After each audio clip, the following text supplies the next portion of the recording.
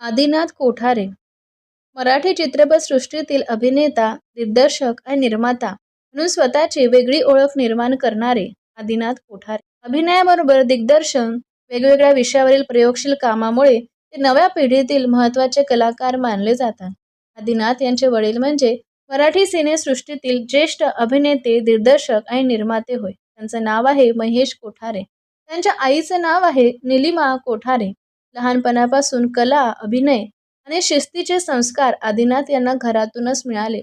वडिलांचा सिनेसृष्टीतील मोठा वारसा असला तरी आदिनाथ यांनी स्वतःच्या मेहनतीने स्वतःचं स्थान निर्माण केलं.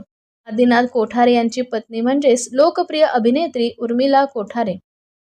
उर्मिला यांनी अनेक मराठी चित्रपट आणि मालिकांमधून आपल्या अभिनयाची छाप पाडली आहे.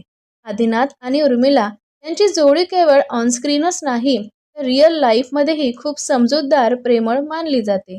या दोघांना एक गोंडस मुलगी सुद्धा आहे.